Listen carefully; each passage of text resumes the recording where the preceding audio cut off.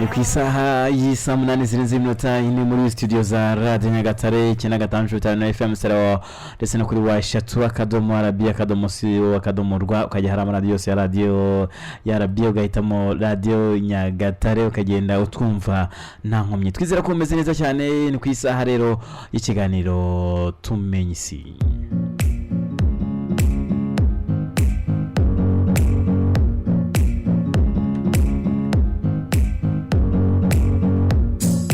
Hanyuma uyu munsi ntusanzwe na cyane ko buri wa kane n'ubundi budasanzwe rimwe tugaruka kuri byinshi bitandukanye bya bindi bigaruka ku bumenyi butandukanye isi yacu ibifite yaba ari ku bidukikije ikoranabuhanga ndetse n'ibindi byinshi bitandukanye. Uyu munsi munyemerere tumaze iminsi tugaruka mu bijyanye n'ubundi ariko niko kwikoranabuhanga cyane. Ushize ndibuka ko mwari mwadusabye ko tugaruka ku bijyanye n'impamvu isi usanga ndavuga ikirere cyangwa se izuba usanga hari igihe rirengenga mu minota cyangwa se birenga ku masaha atandukanye. Uyu munsi saa 12:40 ejo saa 12:15 mwamenye impamvu zabyo nyirizina aho twikikije cyane ku bijyanye n'impamvu zabyo. Hanyuma na mbere aho twagiye mu bidukikije nyirizina ako byose n'ubundi ni science tugenda twunguka ubumenyi butandukanye bufite ubuhuriye no ku rusobe rw'ibinyabuzima ibidukikije ikoranabuhanga ndetse n'ibindi. Hanyuma yitwa Manzi Claude. Uyu munsi tugiye kugenda tugaruka ku bijyanye oh my goodness uyu munsi turagaruka ku bijyanye na artificial intelligence cyangwa se ubu bwenge karemano. Abamaze kuba bagera kuri Facebook page mwamaze kwibona. Turagaruka ku bwenge karemano turebere hamwe imikorere yabwo ndetse kandi na Google. Hanyuma mu minsi ishize nibwo ibinyamakuru byinshi cyane byagiye biganira na Google, abashinzwe ibijyanye na Google babigaragariza uburyo ubona ko muri minsi ngo bakoresha Google search engine ya Google usanga mu byukuri bavuga bati muri minsi turimo kugenda duhomba abakiriya bitewe nuko nta bantu muri minsi bagiza ngo bajye kuri Google bavuge bati niba nshaka kumenya ngo umuntu akwiye kunywa amazi litro zingahe muri minsi byagenda bite. Google ushobora kuba yagusubiza ahubwo muri minsi abantu barabandika ibitabo barabashaka kwiga nta muntu ugishaka gukoresha Google ahubwo barakoresha icyitwa artificial intelligence cyangwa se robot. Akantu ni app ushyira muri telefone yawe cyangwa se niba ari na setting ugira gutya ni setup ushyira hariya muri machine yawe ubundi ugatangira ukazajya uyibaza ikagusubiza kandi ikaguha ibintu biri exact. Ibitari exact irakubwira iti umbabarire muri minsi ibijyanye nta update mfite, ntabwo nta makuru agezweho mfite muri minsi. Ubundi ushobora kwandika wenda urugero ushobora kwandika guti ubu ni iki kigezweho wenda mu ntambara y'Uburusiya ndetse na Ukraine, robot cyangwa se AI artificial intelligence robot kankoresha iryo jambo kugira ngo tuze kujyana igahita igusubiza iti nta makuru agezweho nakubwira itari ko homerukira 2022 byari bimeze gutya bagitangira gutya na gutya byari bimeze gutya na gutya.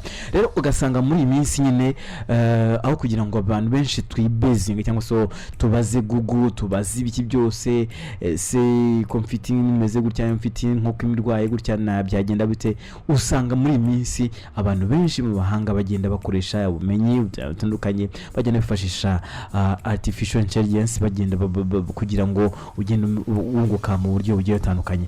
Hanyuma rero uyu munsi ndi kumwe n'umutumirwa n'umuhanga mu bijyanye na IT. Ni umwe mu bantu navuga ko bafite ubunararibonye, ni umwe mu bantu bafite certificate ya IT mu bijyanye na information system muri kaminuza ya Minnesota ya muri Leta Zunze Ubumwe za Amerika. afite ubumenyi mu bijyanye na cyber security ndetse no guhanga udushya unyuze mu bijyanye na tekinoloji. Muri rusange mu kanya rero ndibuze kuza mwakira nizere ko tugiye kubana neza cyane mu buryo bugiye butandukanye kandi nizere ko turi buze kugumana none ahangaha kugeza ku isaha y'isa 10 muri rusange tugiye tuganira kuri ibintu ubundi bikorwa gute, amakuru tugomba kuyakura hehe, ubumenyi muri minsi Google kwirimo kurira byigomba kugira gute, ese tugomba kumenya aya makuru yonyine akaba ariyo turire ayingaho cyangwa se akaba ariyo twizera gusa, ubundi bavuga ko ubwenge karemano ari iki, byaba byaratangiye ryari, hanyuma tukagenda turebera hamwe uburyo bikora ndetse n'imikorere yabyo muri rusange. Nyemerere tubanze twumvikana ukaririmbo na Karja kari kumwe na J.Cole ati all my life, ngiye ndibuze kuza nyuma nta kimutumirwa.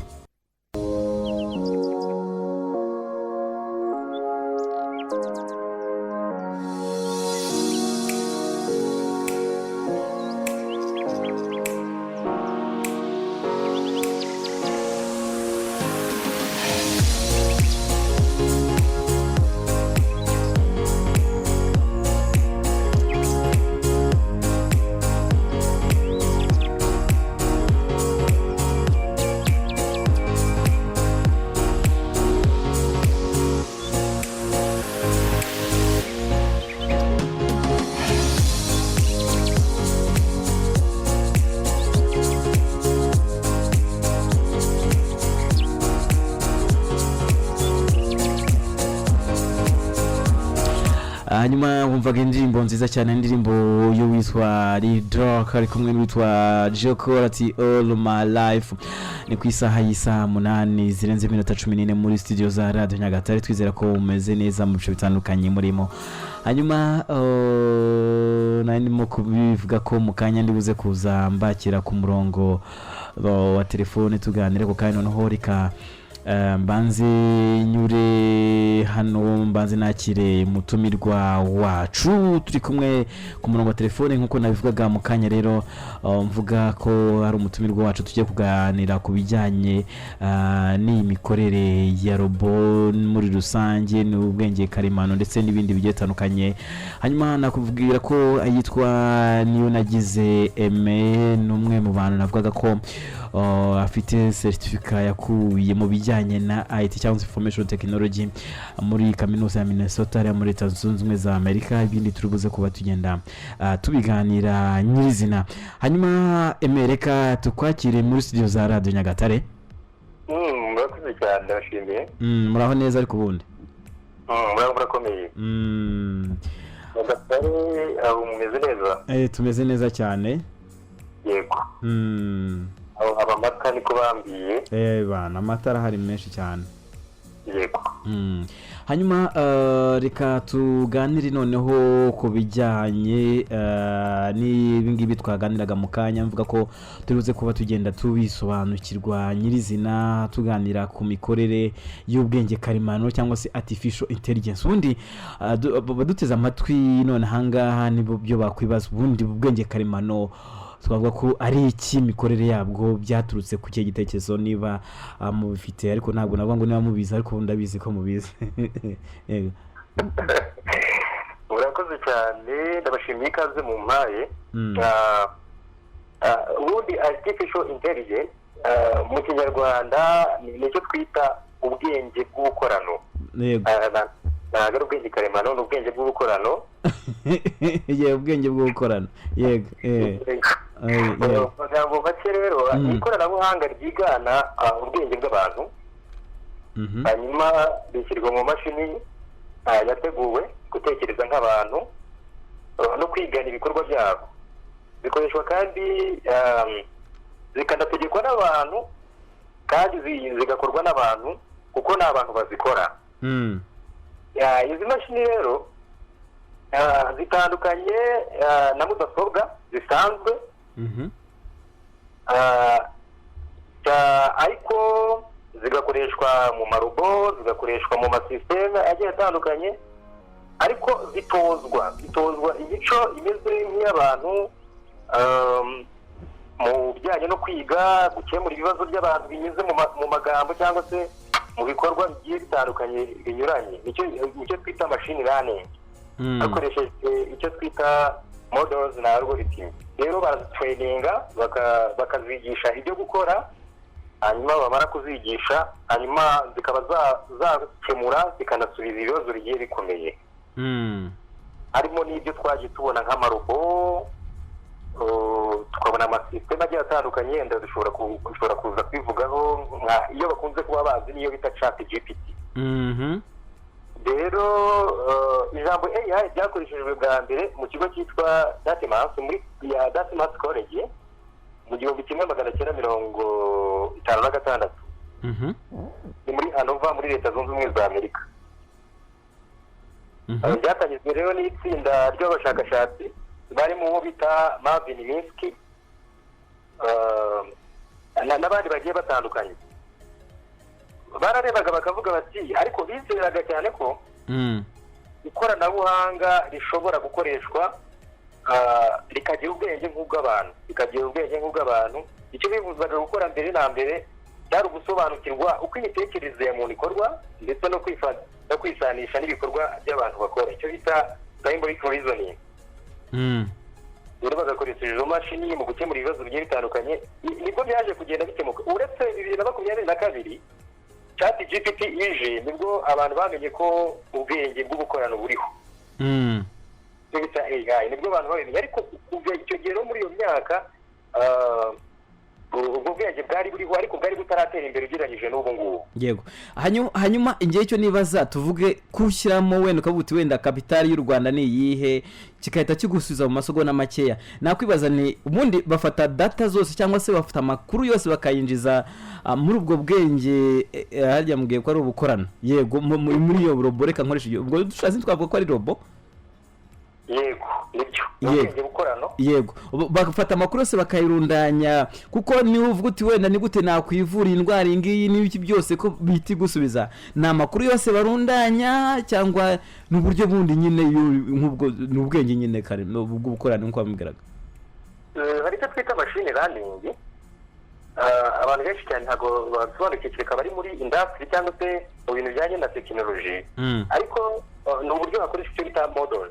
Mu buryo batoza mudasobwa kumva ibibazo n'ibisubizo bigiye bitandukanye, hanyuma noneho yo ikayanaliza. Iyo bamaze kuyitraininga cyangwa se kuyitoza kubyumva, bayihaye amakuru yose agiye atandukanye. Ni ukuvuga ngo AI, artificial intelligence, igira ubuhanga buhambaye bitewe n'amakuru ifite.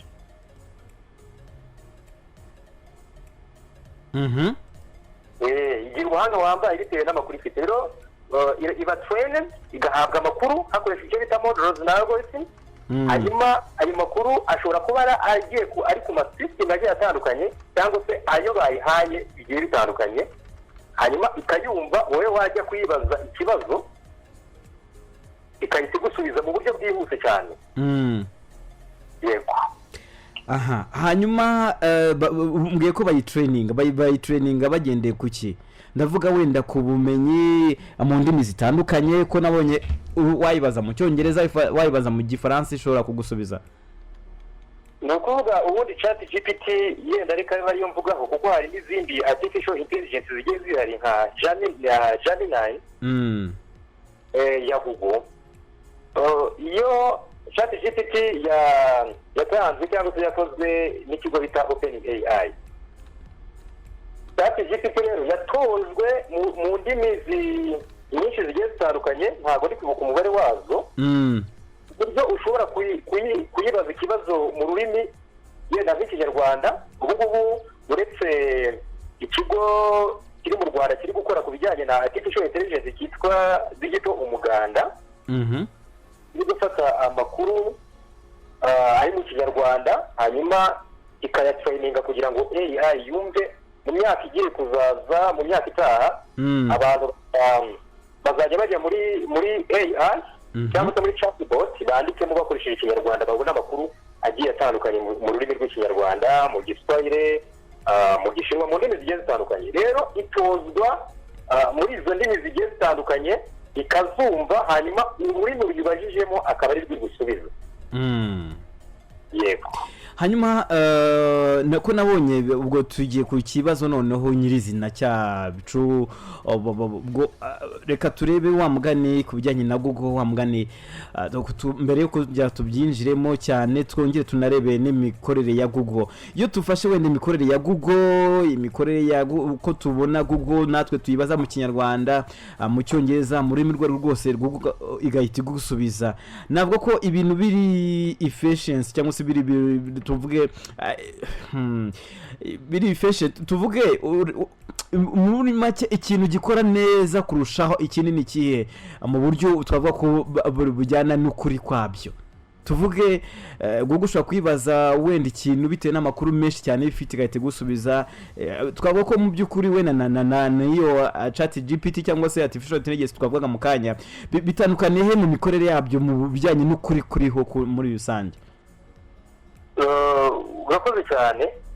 Ubundi Google yo ni ikigo gikomeye cyane ku isi ku kijyanye n'ikoranabuhanga. So artificial intelligence iri gutera imbere cyane ku buryo ntabwo bishobora kwafekita Google, cyane cyane ko Google muri serivisi itanga zigera kuri 60. Buriya Google igira serivisi zirenga muri 60 itanga abakiriya bayo, ikagira na product cyangwa se ibicuruzwa itanga bigera muri 20. Ni hahandi uzasanga harimo za Google Pixel n'izindi devices zigiye zitandukanye Google icuruza. Muri serivisi itanga rero harimo iyo twita Google Search cyangwa se Google Chrome, ni ishakiro ry'amakuru. Abantu bajya kuri search bajya mu ishakiro ry'amakuru bakandikamo bakabona amakuru agiye atandukanye. Ubwo buryo rero ntabwo ari Google ibyihariye gusa, kuko hari n'ibindi bigo bigiye bikomeye nka Microsoft nayo ifite search engine ikoresha ni ishakiro ry'amakuru. Hariyo bita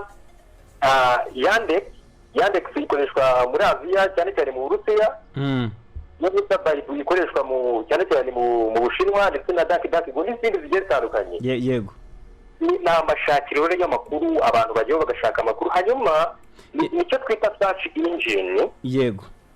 Hanyuma noneho y'abantu bari gushaka amakuru baba bakoresha amakuru agiye atandukanye n'amatekinike agiye atandukanye kugira ngo babone ibisubizo bihuye n'ibibazo bafite.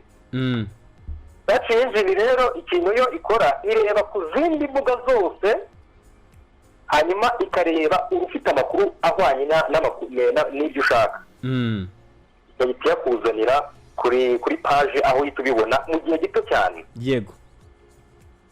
Mu gihe rero artificial intelligence cyane cyane izina zikoresha ama chatbot yo ziba trained kuri ayo makuru, zirigishwa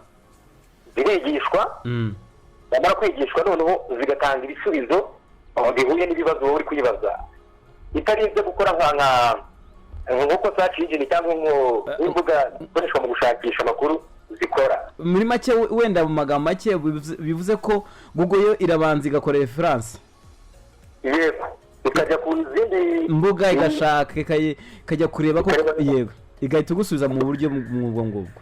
Rimwe na rimwe uzajya ubona yakweretse n'imbuga zigiye zitandukanye, wowe ugahitamo urujyanye n'undi ushaka.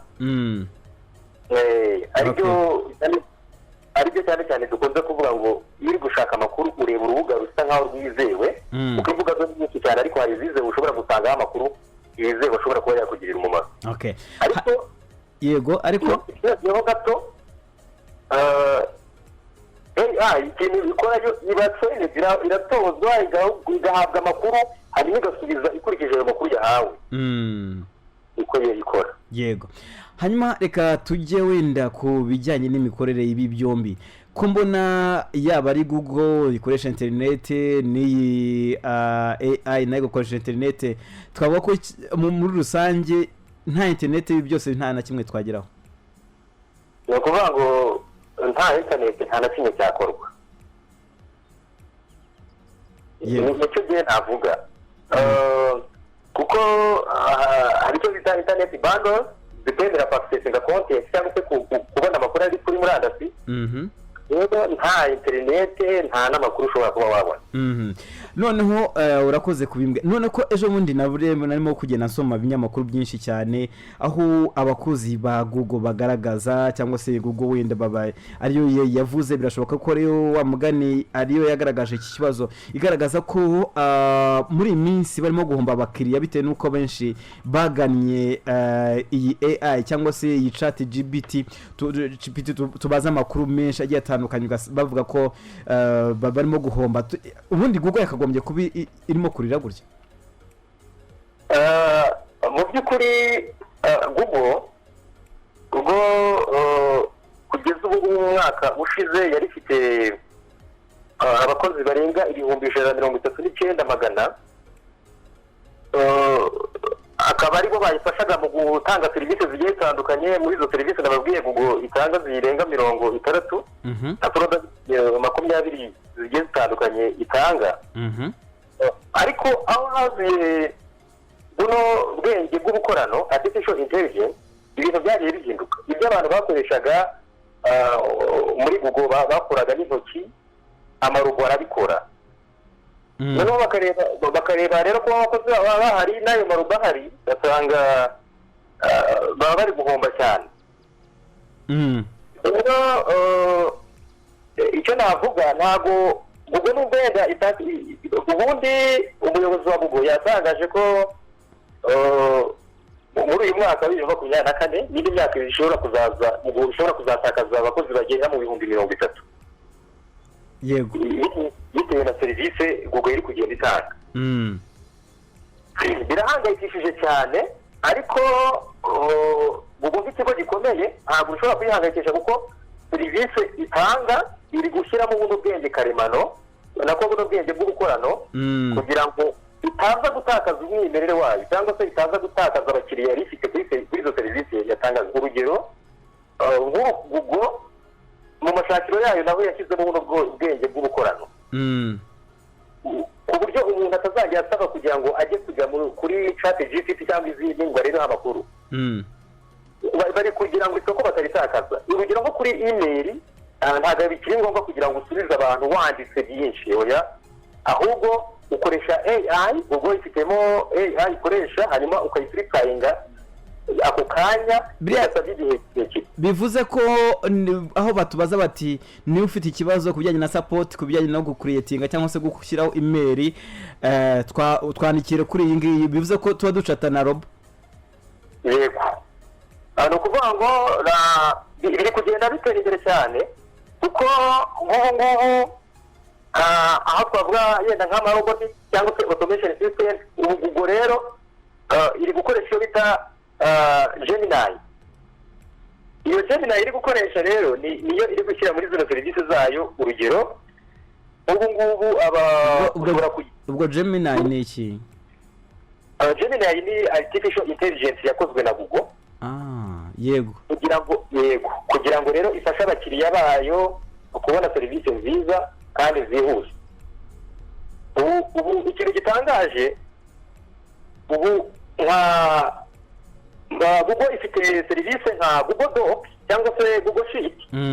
Aho ushobora kujya muri Google Docs ni application igira hanyuma Google Docs ikaba yakoreraho abantu barenga nka 200 bayikoreraho icyarimwe. Ikandi ikaba ari imwe uko waba ufite Microsoft Word ukaba ugiye kuyikoreramo ariko igakorerwaho n'abantu benshi. Rero bagakoresha icyo bita artificial intelligence kugira ngo abo bantu bakorere igihe kimwe. Nko mu bijyanye n'ubushakashatsi no gushaka amakuru bisigaye byoroshye kuko ntabwo bisigaye bitwara igihe kirekire. Ubwo rero nubwo iri gutakaza abakozi ntabwo bazaba benshi kuko n'ubundi ifite abahanga ba mbere ku isi nibyo na serivisi zabo ifite iri gushyiramo ubwo bwenge karemano kuko iramutse itabushyizemo ishobora gusigara inyuma ku kijyanye n'isoko ry'imigabane. Yego hanyuma reka tugaruke kuri iki kintu ku bijyanye wenda hari uburyo umuntu muri minsi ntabwo tukigirwa niba dufite imodoka dufite inyabiziga dufite smartphone ndetse na internet kwirwa tubaza umuntu ngo wandangiye ku biro by'akagari hanaha wandangiye uhita ukoresha Google Map. Ubundi hari ikizagera ku buryo bitazaba bikiriho ahubwo gukoresha chat GPT tukavuga ati niba wenda ndangiraho isoko ry'akarere ka Nyagatare riherereye igahita ushyiramo ku kahe kubwo uranyura ahangaha unyure hano ku buryo ugerayo birashoboka cyane birashoboka cyane kuko Google Map nayo ni serivisi Google itanga. Urumva Google yihaye isoko rinini cyane kuko ubu ngubu ifite 82%, ibindi bigo bisigaranye 8. Yego urumva rero hari igihe kizagera hanyuma umuntu ntiriwe ngombwa kugira ngo abwire umuntu se ngo wandangiye oya.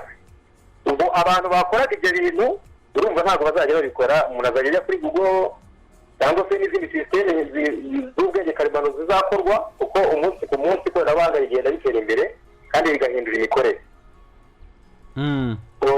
Ubwo rero bizatuma abantu bayobozaga Google ikoresha izina application zayo n'ayandi masisiteme yashyirweho uburyo umuntu azajya abikora we ubwe kugira ngo abone iyo serivisi ajye Nyagatare ahabone kuri ifoto yaho ahabone arebe ibirometero birimo iminota yaho agenda agenze n'ikinyabiziga agenze n'imodoka agenze na moto akahita abibona mu buryo bworoshye.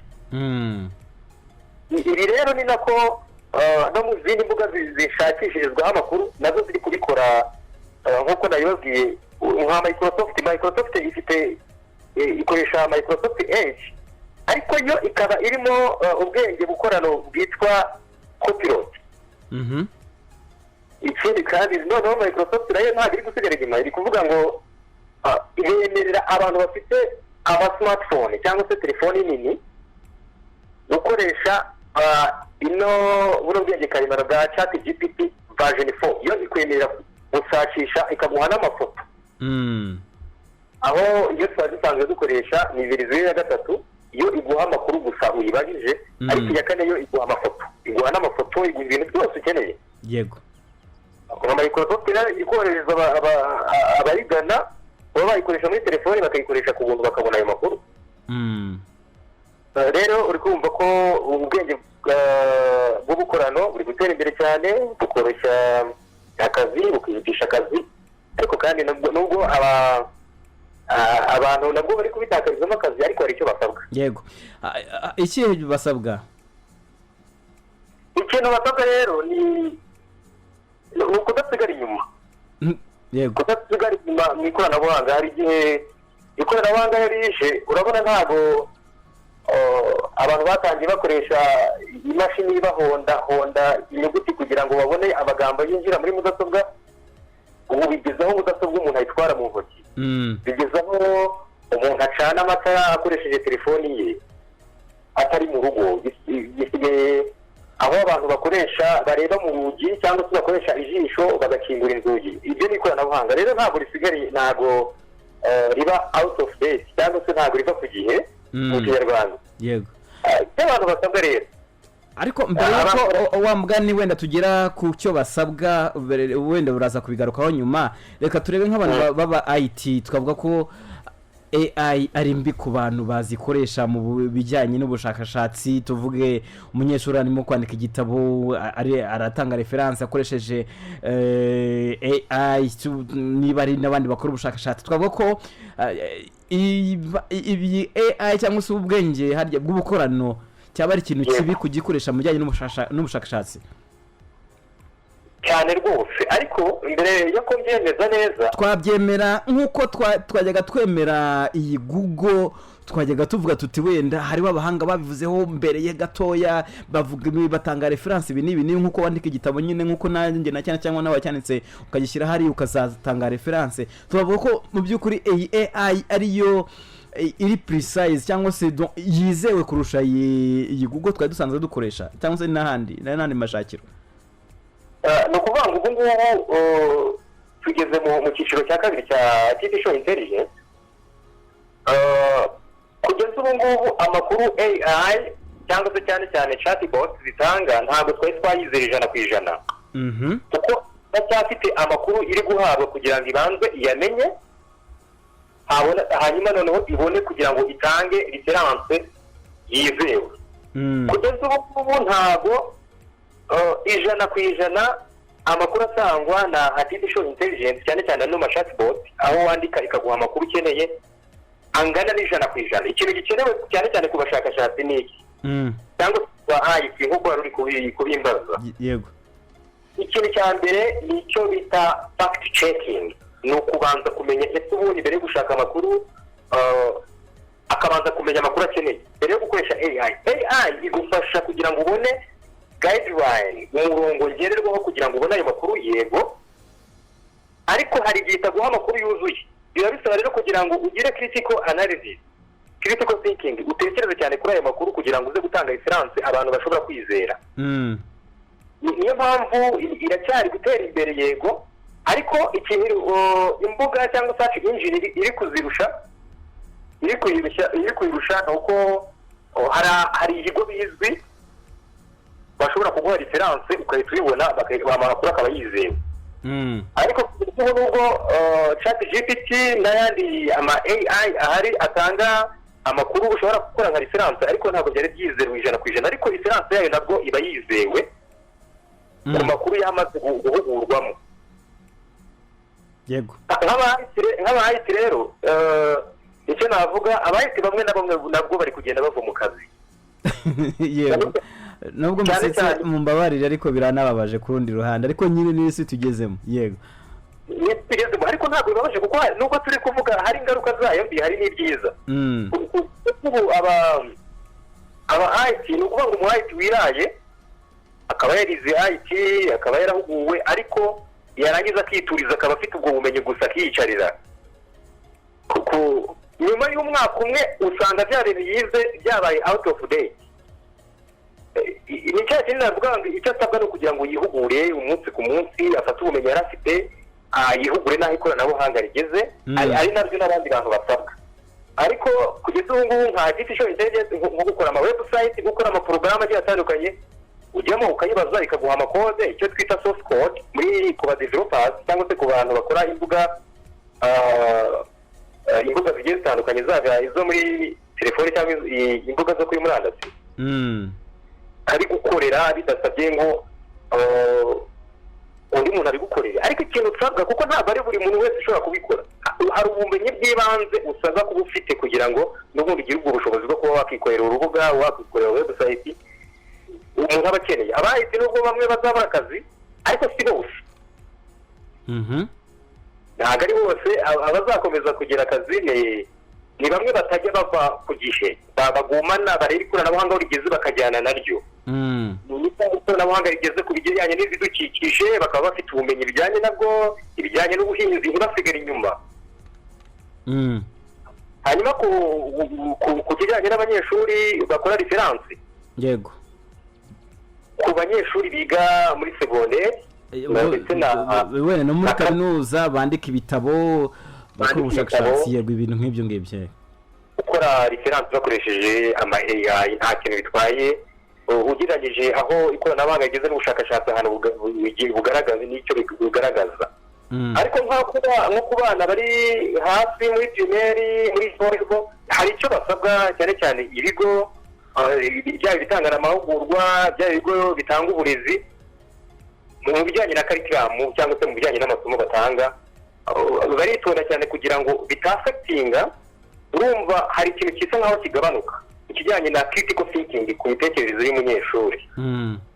Bisaba rero kumurinda, hanyuma hakabaho kubigisha uburyo artificial intelligence ikora, uburyo amarobo akora, n'uburyo atanga umusaruro, ariko intambwe ku ntambwe, kugira ngo batabahita bababwira ati mujye kuri AI, mujye kuri ChatGPT, mujye kuri murebe amakuru yose mukeneye. Oya, hari uburyo bwo kubigisha intambwe ku ntambwe, ku buryo abana nabo, kuko n'abana batoya wanga kubibigisha bakabibona hirya.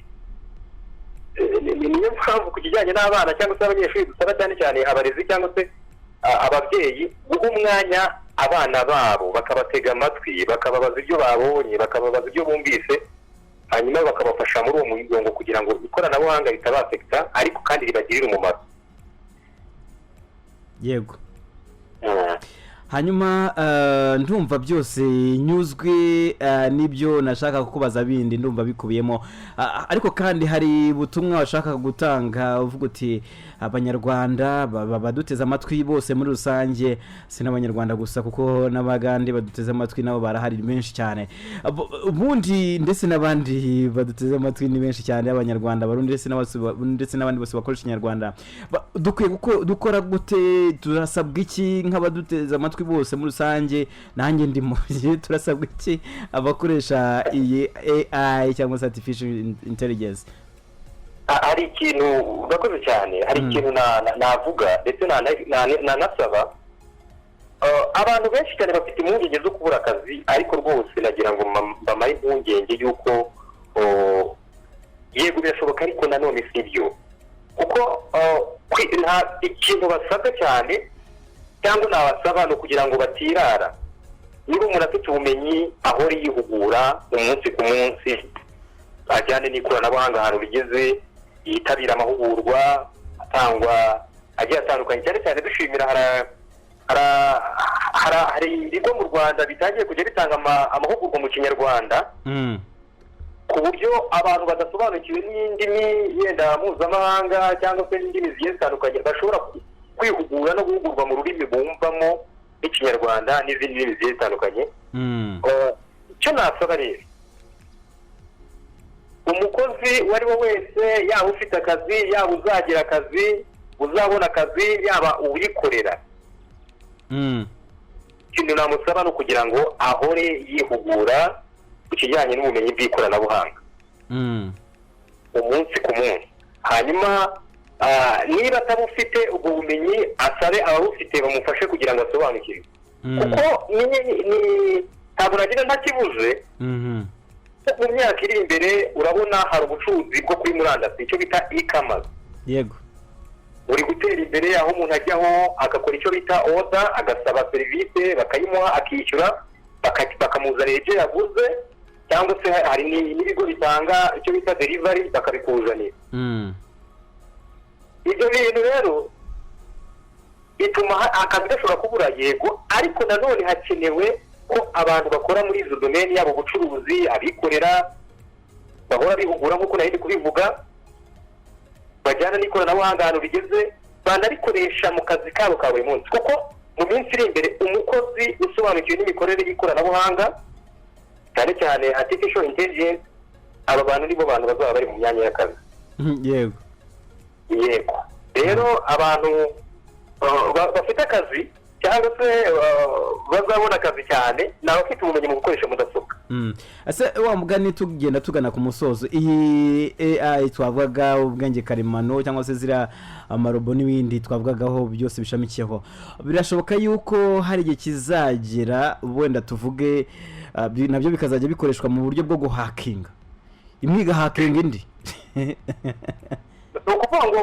ntabwo bishobora gusigana ni ukuvuga ngo uko ikoranabuhanga ritera imbere ni nako abakoresha ikoranabuhanga barikoresha mu buryo butari bwo mu kwiba mu guhakinga mu kwiba cyane cyane amafaranga cyane cyane noneho abadafite akazi bavuze ati hari amahirwe noneho mwagerageza gukorera amafaranga ku buryo bw'ikoranabuhanga ugasanga nibyo bagiyemo niyo mpamvu cyane cyane kubiga nagira ngo mbasore nanone kugira ngo bige icyo bita kurinda amakuru kuri murandasi icyo bita cyber security kwirinda ibitero byo kuri murandasi abantu nabwo bishobora kudasaba kugira ngo umuntu ajye kubyiga mu ishuri ariko akabihugurwamo udatanga amakuru yawe ku giti cyawe cyane cyane nk'ikigo cy'igihugu cya NCC National Cyber Security kunze gukora iyo campaign ndetse n'ibindi bigo bigiye bitandukanye ibintu bijyanye na hacking byo biri gutera imbere cyane kuko ikoranabuhanga ritera imbere nabwo aba hackers nabo batera imbere kugira ngo amakuru ubundi bazakoresha icyo bita deep state ni uburyo bwo gutanga amakuru atariyo bareba bakavuga ati niba chat GPT cyangwa se AI iri gutanga amakuru gutya twebwe kuki tutatanga amakuru ku buryo umuntu uzajya usacinga amakuru cyangwa ushaka amakuru azajya abona yacu dushaka niyo mpamvu rero agomba kubaho ikintu bita fact checking mu makuru yo gusacinga ugashishora ukavuga ngo ayo makuru koko niyo ukareba neza uko bimeze ariko ku kijyanye no guhakinga bwo hacking iyo iri gutera imbere cyane iri gutera imbere cyane, ariko nanone abantu bakora hakingi cyangwa se abantu bakoresha ikoranabuhanga kugira ngo bibe rwose ntabwo ari byiza. yego ntabwo ari byiza, ntabwo twabishishikariza abantu kubikora. Ababikora nabo baragiye bari menge, ariko abantu bige uburyo bwo kurinda amakuru yabo kuri murandasi, kuko ikintu umbajije ni cyiza. Abantu batandukanye basobanukiwe imikorere y'ikoranabuhanga, cyane cyane iri turi kwinjiramo ry'ubwenge bukorano. Abantu bashobora kuzisanga bari guhakingwa, bari kwiga amakuru, bari kwiga amafaranga kuri konti zo kuri murandasi, cyane cyane ko turi kwinjira mu isi ya cashless yo kutabika amafaranga mu ntoki. Hari ibintu bijyanye na blockchain na bitcoin, abantu benshi cyane barabizi, biri gutrendinga muri iyi minsi. Ikintu abantu basabwe ni kwihugura no kwitabira amahugurwa atangwa mu bijyanye n'ikoranabuhanga. none mubigeze mu Rwanda twavuga ko dufite ubumenyi butandukanye ku bijyanye wenda no kumenya ngo aya makuru ndayatanga kuri nde, bijyanye na cyber security nk'uko wamugane hari byo wizemo. Murakoze cyane. Njyewe nagize amahirwe ndabyiga ngihuguramo, haba mu Rwanda ndetse n'ibindi bigo bikomeye cyane bitanga izo serivisi n'amahugurwa. Rero mu Rwanda intambwe ku ntambwe iri gukorwa, hari nka campaign, hari mu Kinyarwanda nicyo twita campaign. Navuga ko wenda ari ubukangurambaga. Hari ubukangurambaga buri gukorwa n'ikigo cy'igihugu cya National Cyber Security ku kijyanye na data protection and privacy. Uburyo abantu nyine barinda amakuru yabo, bakoresha imibare y'ibanga ikomeye, uburyo bakirinda gushyira konti zabo mu buryo bwo kuri murandasi, uburyo atatangiza amakuru ye yihariye abandi. Ibyo bintu biri gukorwa siyo gusa, kuko natwe ayo mahugurwa turayatanga.